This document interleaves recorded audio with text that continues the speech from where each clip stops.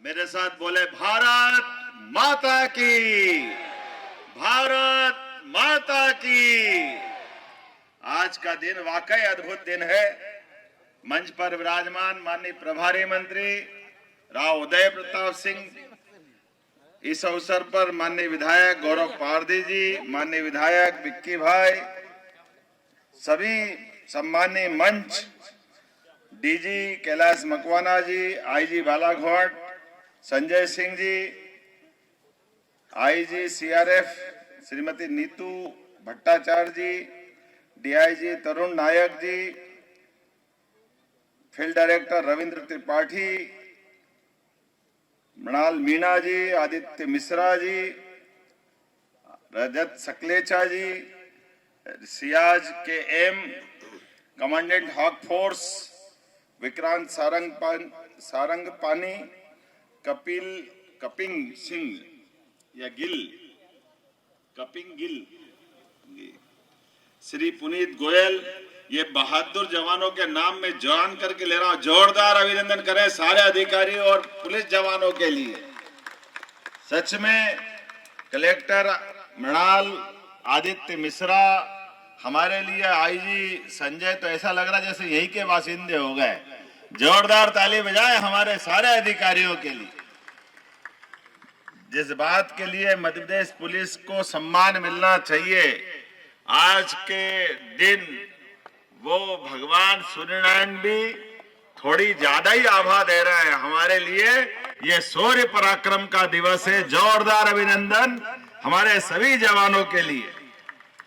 यशस्वी प्रधानमंत्री श्रीमान नरेंद्र मोदी जी और गृह मंत्री जी का भी जोरदार अभिनंदन करें, जिनके नेतृत्व में लाल सलाम को आखिरी सलाम का लगातार चलता बढ़ता अभियान और मुख्य धारा के साथ जुड़ने के लिए पुनर्वास नीति के अंतर्गत यद्यपि हमारे सशस्त्र जवानों ने हमारे सारे प्रयास, हम किसी के साथ कभी भी कोई अन्याय नहीं करना चाहते, लेकिन अगर किसी कारण से हमारे लॉ एंड ऑर्डर में कहीं परेशानी आ रही, कठिनाई आ रही, तो ये बात किसी भी सरकार को बर्दाश्त छिन जाता। मैं मान के चलता हूं, यशस्वी प्रधानमंत्री और गृह मंत्री ने जो मार्च 20 और अब तो जनवरी 2026 तक की टाइम लिमिट दी है, हमारी पुलिस ने वो काम करके दिखाया जिसमें वाकई वो अभिनंदन, जोरदार अभिनंदन हमारे तीनों तरह के पुलिस फोर्स के लिए। भारत सरकार के समर्थन के साथ छत्तीसगढ़ में रोज ये ऐसे दृश्य आम है, हमारे लिए ये नई बात। पहले एक महिला नक्सली सुनीता ने हमारे बीच आकर के इस शांति के पथ पे कदम बढ़ाया था। जोरदार अभिनंदन करें पुलिस के तब के वातावरण के लिए। और उसके बाद ये दलम का एक नया 10 सदस्यीय समूह, जिसके आधार पर हमारे लिए अगर इनके नाम देखें तो ये सुरेंद्र उर्फ कबीर, जिसपे मध्य प्रदेश ने 12 लाख का, छत्तीसगढ़ ने 25 लाख का, महाराष्ट्र ने 25 लाख का इनाम डिक्लेयर किया था, कुल जवाब 62 लाख का इनाम इस पे था। आज इनने सरेंडर किया है ये संविधान की कॉपी लेकर के। हम एक तरह से पुनर्वास की नीति के अंतर्गत शासन की योजना हमारे सारे व्यवस्थाओं के लिए हमारे साथ मिलकर के उस मार्ग को त्याग करके जिससे कठिनाई पैदा होती है, समाज में अव्यवस्था होती है, और कानून के रास्ते पे जो आएगा सरकार उसका पुनर्बसाहट का पूरा काम करेगी। निश्चित रूप से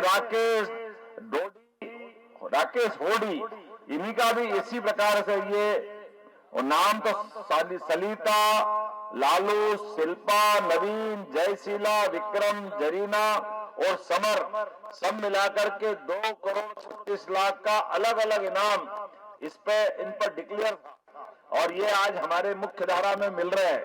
मैं माननीय और माननीय गृह मंत्री की भावना के अनुसार मध्य प्रदेश के माध्यम से हम जो कर सकते हैं पुनर्वास के लिए उससे बढ़ के करेंगे, ये पक्का है। और हर तरह से जो हमारे साथ हथियार त्याग करके आ रहे हैं उनके लिए चिंता करने का काम हमारी सरकार का, हमारी सरकार के माध्यम से और भी जो बचे हैं के पथ पे कदम बढ़ाया था। जोरदार अभिनंदन करें पुलिस के सबके वातावरण के लिए।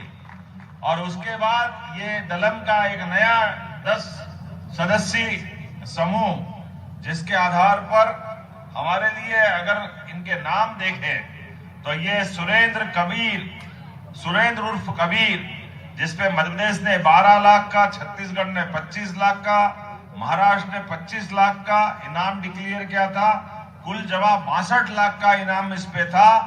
आज इनने सरेंडर किया है। ये संविधान की कॉपी लेकर के हम एक तरह से पुनर्वास की नीति के अंतर्गत शासन की योजना हमारे सारे व्यवस्थाओं के लिए हमारे साथ मिलकर के उस मार्ग को त्याग करके जिससे कठिनाई पैदा होती है, समाज में अव्यवस्था होती है और कानून के रास्ते पे जो आएगा सरकार उसका पुनर्बसाहट का पूरा काम करेगी।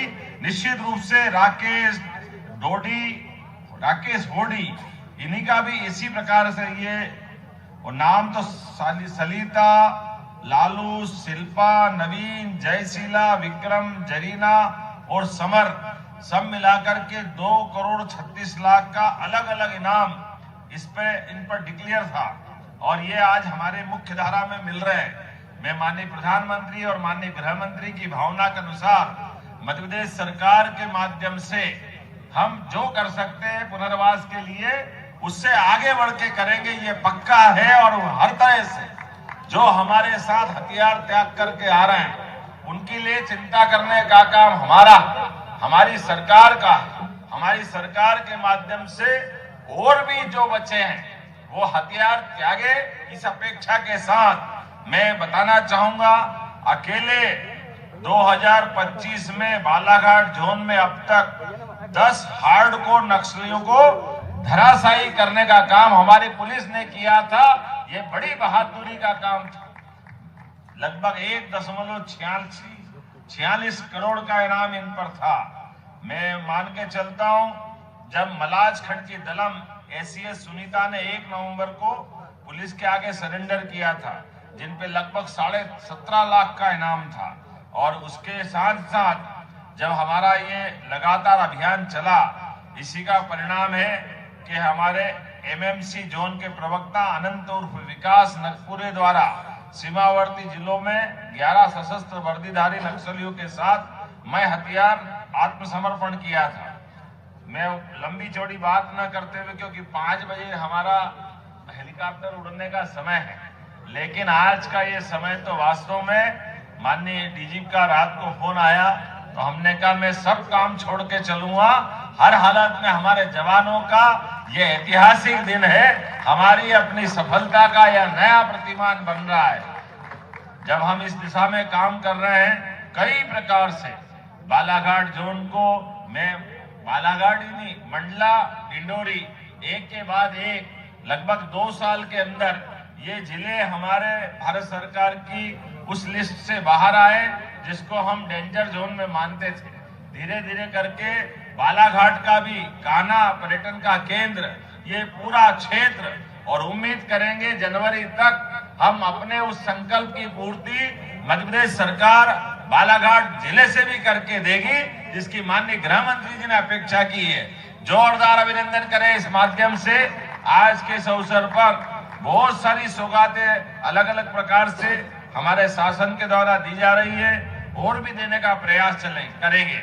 विशेष सहयोगी दस्ता 882 स्वीकृत पद करते हुए हमने सभी प्रकार से हमारे नवयुवकों को इस अभियान में शामिल होकर के राष्ट्रधारा के साथ हमारी ताकत को बढ़ाने का काम किया है। जनता की सुविधा के लिए भी बालाघाट पुलिस द्वारा दूरस्थ नक्सल प्रभावित क्षेत्रों में 46 एकल सुविधा केंद्र खोले गए। एकल सुविधा केंद्रों के माध्यम से युवाओं का चयन निजी कंपनियों से दिलवा करके उनको सिंगल क्लिक से नियुक्ति पत्र दिलवाए जा रहा है। एकल सुविधा केंद्र के माध्यम से भी वन अधिकार पट्टे से लेकर सभी प्रकार की चिंता का काम हमारे द्वारा किया जा रहा है। जब हम अपने प्रभाव की बात करते हैं तो इसी वर्ष नक्सलवादी गतिविधि रोकथाम के लिए जिला बालाघाट में 10, जिला मंडला में एक नया कैंप स्थापित किया था। जिससे हमारी नक्सल विरोधी गतिविधियों पर प्रभाव पड़ा और नक्सलवादियों का दायरा सिमटता जा रहा है। इसी तरह से 15 नवीन अस्थायी कैंप भी हमारे द्वारा लगाने का प्रयास किया है और हाक फोर्स के 1200 जवान लगातार अंकुश लगाने के लिए और इसी के कारण से हाक फोर्स और 328 जवानों को जिला बल सहित हमने उनकी बहादुरी के फलस्वरूप क्रम पूर्व पदोन्नति देने का काम भी हमने किया था। जोरदार अभिनंदन करें हमारे बहादुर जवानों के लिए भी।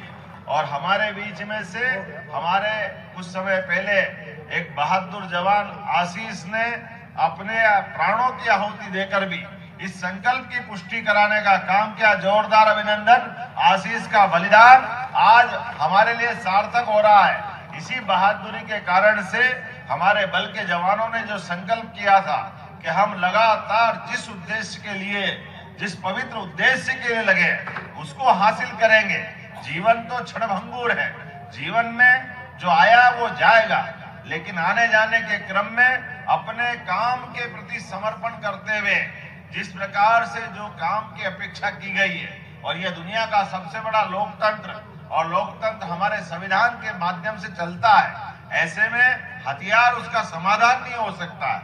हथियार छोड़ करके संविधान के छाया के माध्यम से हम जीवन की सभी सुविधा देने के लिए कृत संकल्पित हैं। आओ आगे बढ़ो, हमारे साथ आओ, पुनर्वास की नीति अपनाओ। आपके जीवन की गारंटी, आगे बढ़ने की गारंटी, सभी प्रकार के जीवन में सहयोग की गारंटी हमारी सरकार लेने वाली है। माननीय प्रधानमंत्री के नेतृत्व में किसी हालत में लाल सलाम को सलाम करने की हमारी प्रतिबद्धता है। दुनिया की कोई ताकत अब हमको रोक नहीं सकेगी। आज नहीं तो कल मैं दोबारा दोहराना चाहूंगा, हमारे बालाघाट सहित पूरे क्षेत्र में एक भी व्यक्ति को हथियार उठाने की अनुमति नहीं दी जाएगी। इसी आशा और अपेक्षा के साथ मैं सारे जवानों को बधाई देता हूं। बहुत बहुत धन्यवाद। भारत माता की, भारत माता की। बहुत बहुत धन्यवाद।